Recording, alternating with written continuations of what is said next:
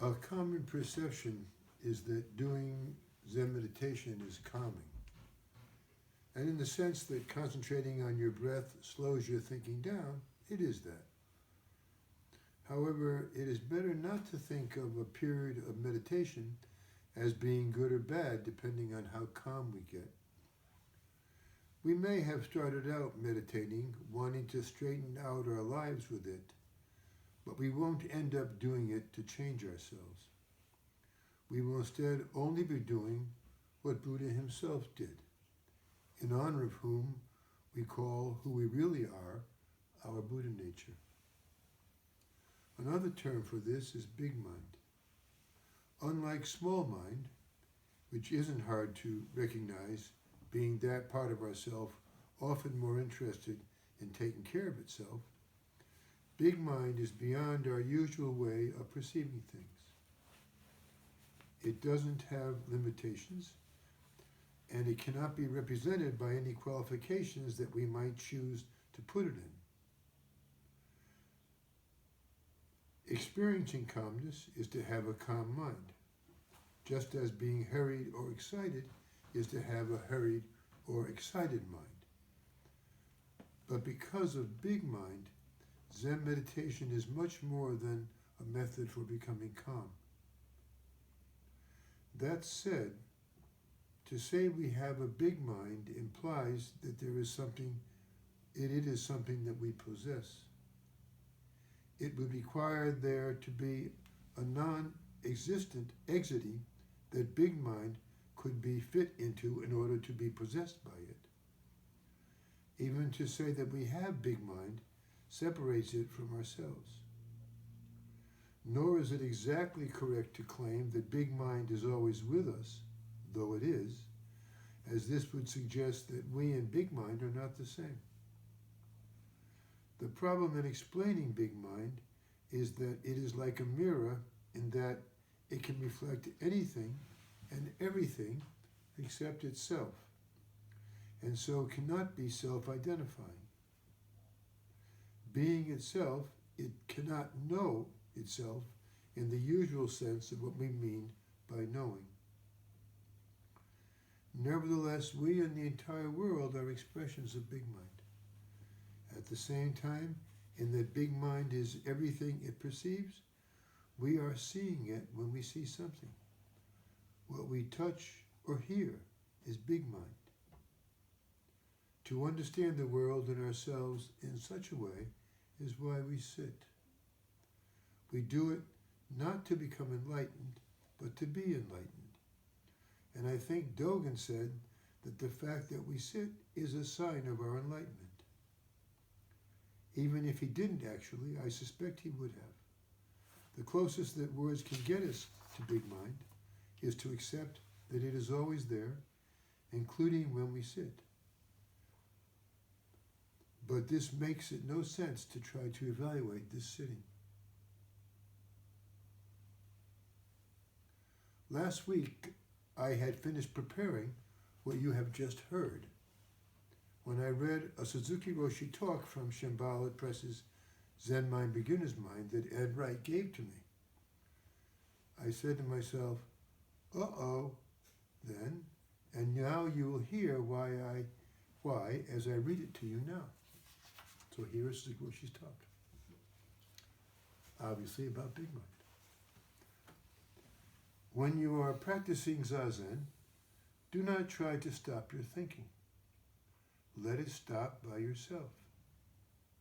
If something comes into your mind, let it come in and let it go out. It will not stay long. When you try to stop your thinking, it means you are bothered by it. Do not be bothered by anything.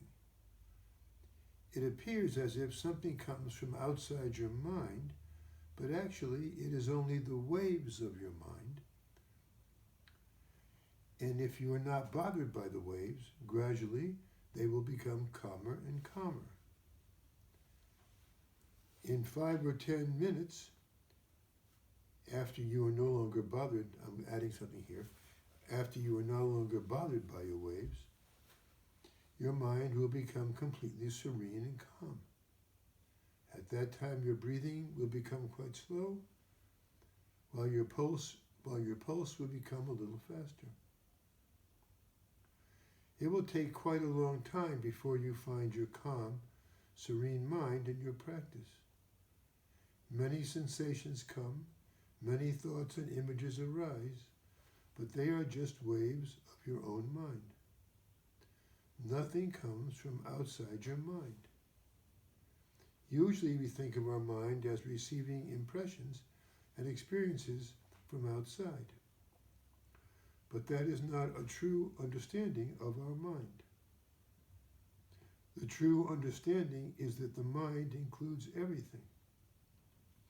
When you think something comes from outside, it only means that something appears in your mind.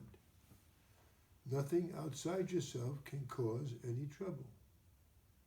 You yourself make the waves in your mind.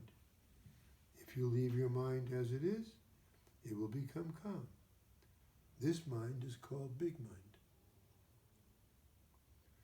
If your mind is related to something outside itself, that mind is a small mind, a limited mind.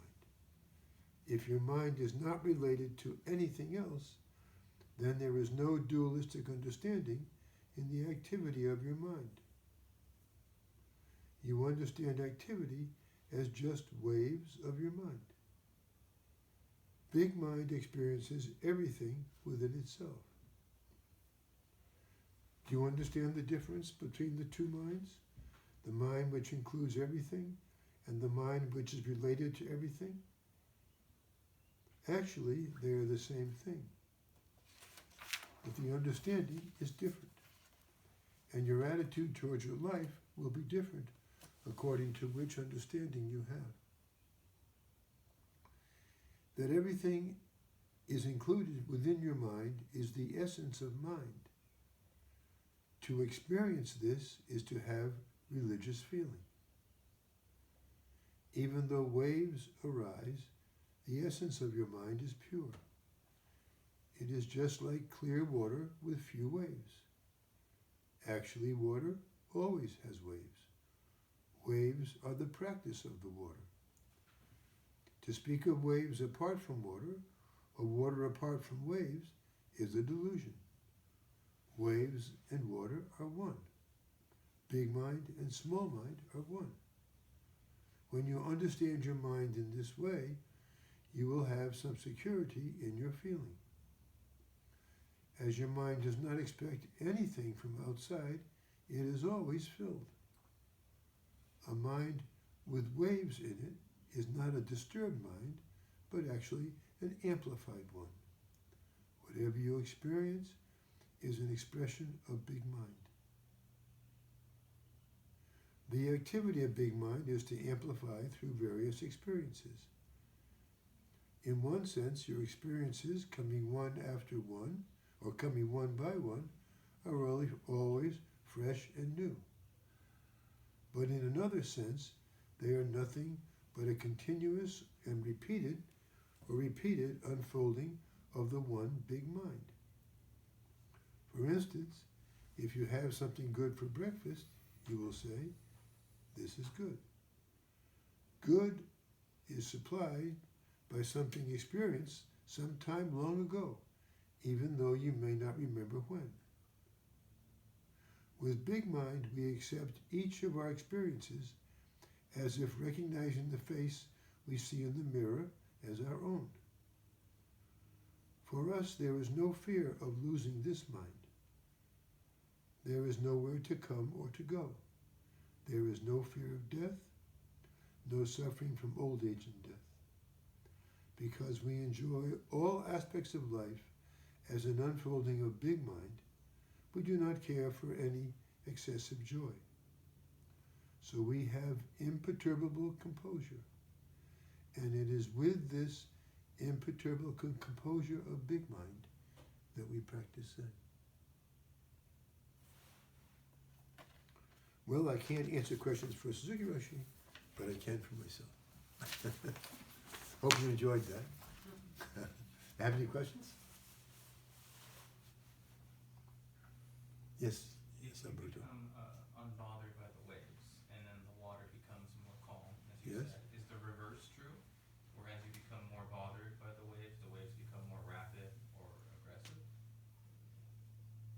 Oh, I suppose, as far as the waves go, yeah. But not as far as the water goes, of course, right? And the water does have currents, but they are not mentioned. They are not mentioned here. Yeah, we often get ourselves into a storm. We can create quite a squall in a very short amount of time. Yeah.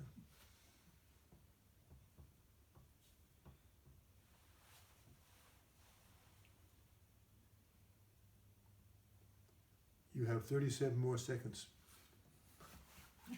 If I liken the big mind to Buddha nature, would that be correct, or I'm sorry, say it again, please. big mind and Buddha nature? Yes. Elaborate. Oh no, I think they are talking about the same thing. Okay. Yeah, that's what I said. Is another name, another term for Buddha nature is big mind. However, Suzuki-Roshi didn't say that. I regrettably said that. So, but I'll stand by it. Yeah. I'll remember the asterisk. Yeah. You remember the asterisk? Yeah. Yes. Can you say a little bit more about joy and equanimity and whether those two are mutually exclusive?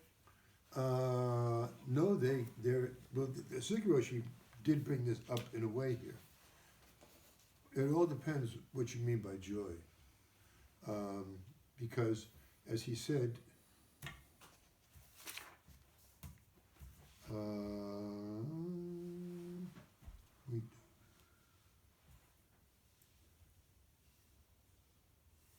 I'm trying to find it here, of course, as you can see. Okay, yeah, because that's where where joy came within you, why you asked that question. Because we experience all aspects of life as an unfolding of big mind, we do not care for any excessive joy. So he said excessive joy, or anything. It can be anything that's excessive. But when your mind is clear, even when your mind is just clear, there's a kind of unexpressed joy in that. Yeah. And there's no reason why you shouldn't enjoy your life, right? Yeah. I'm an English teacher, so for ESL, so I know that N means make and joy means joy. So to make joy is to enjoy. And so most of our joy is ephemeral, but perhaps the ultimate joy of our life that is constant and not beautiful waves. Mm-hmm. Waves can be beautiful, not beautiful. Joy is beautiful waves.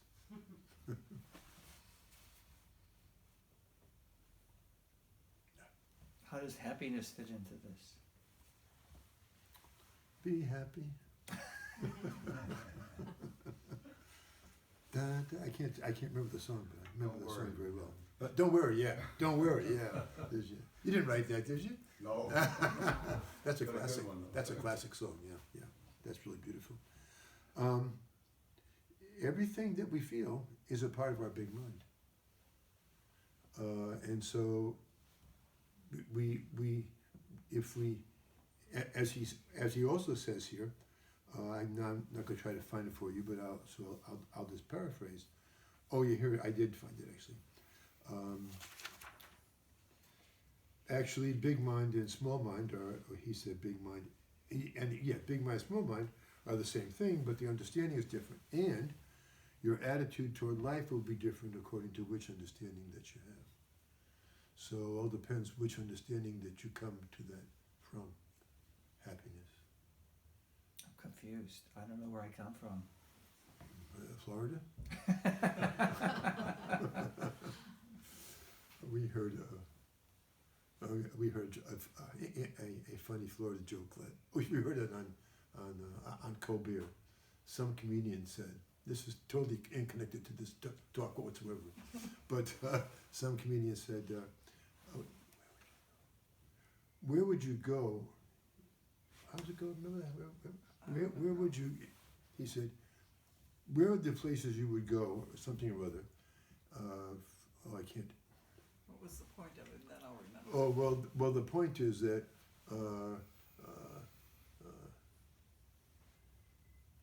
it can't get any worse than in Florida. But it wasn't like Florida's bad. It wasn't like that. But it was a joke about all the kookiness in Florida. Yeah. But it was a very funny joke. It was not told by him, but not by another comic. Anyway, Just to elaborate, I'm from Florida. that's what he I said. They got that. Yeah. So they're very different Florida. That might be just a notch above Cleveland, Ohio. There are a lot of places to notch too, huh? Yeah. So therefore,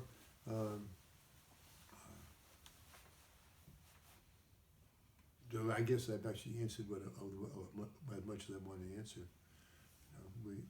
We can be happy and we can be sad, and they're all just parts of the wave. And I like joy more as more of the feeling of the constancy of the deeper feeling of our lives. But let's be happy. But we can't hold on to anything. Can't hold on to happiness. We're always in the pursuit of happiness. So what happened? That's he was a Republican.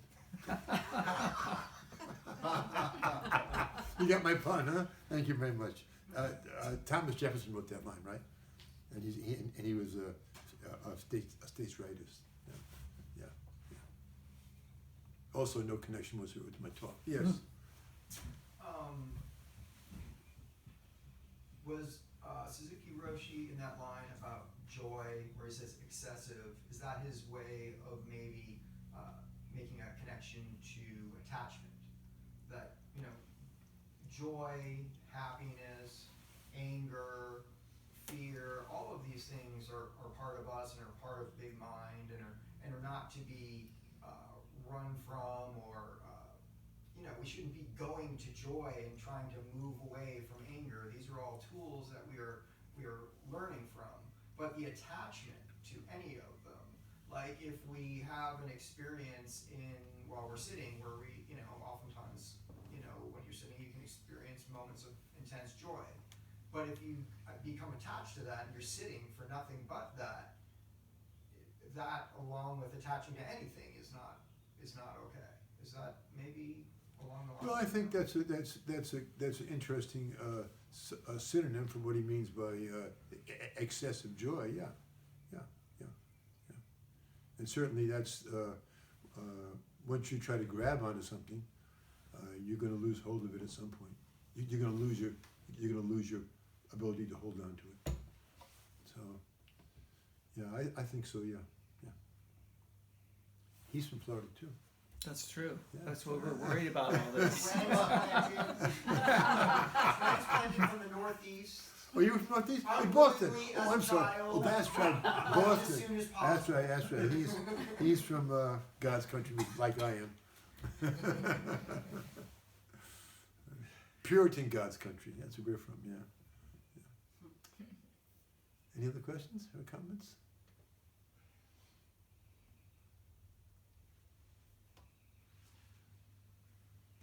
Lawrence Frewen Getty, the poet, he has a line in his poem that goes, "If you don't mind happiness not always being so very much fun." If you don't mind happiness Not always not being so very much fun. Yeah, and the delicious Yeah, that's plate that's really you've nice. been Yeah, eating is going to go away, yeah, and you go, yeah. I want it again. That's There's really the nice. suffering, That's a nice line. Yeah, attachment. that's very nice. And aren't we a nation of overeaters?